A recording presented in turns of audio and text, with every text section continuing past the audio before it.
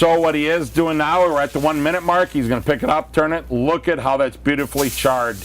Puts that down on there. So if you're the type of person that wants total, complete charring on a piece of meat, especially steak, this is a great way of doing it using that dual-sided plancha.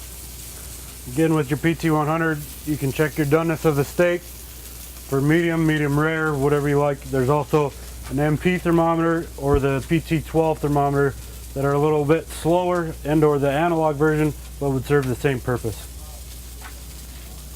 Well, you smell that steak? That thing smells good. So obviously, normally, just so everybody knows, we would normally have that steak at 120 degrees and then put it down on there. Here we did it at a lower temperature to show the technique. Pull that off here, then Cole, yep. So take that off, put that over here. So now Cole's gonna take that steak, put it over here to finish. So now what we're gonna do is we're gonna now make chili. So what Cole's gonna do is he's gonna put that pound of ground beef down in there. And what's really neat is, here's also some onions. And I'm gonna get Cole the Big Green Egg stainless steel spatula.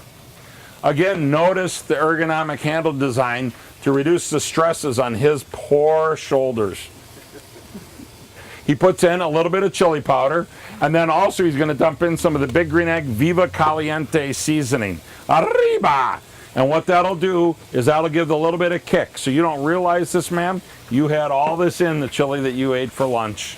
I know, isn't that amazing? Wasn't that good? You almost could say it's excellent, huh? Extraordinary. So what he's just doing, he's got that in there. You see how that's going? It's going to go quick here. Literally, that'll brown up in 3 to 5 minutes, and he'll just be able to just move that around and get it all mixed up. Then what we're going to do is we'll add 2 cans of beans, 5 cans of tomatoes, and here's the important part.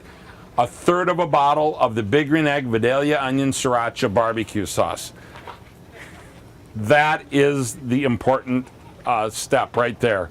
You put all that together and you will have the chili that you ate. The last thing we'll do too, though, is we'll add a little smoke with some Jack Daniel's wood chips. Right there. So that everybody sees how to do a convector. This is a 2XL.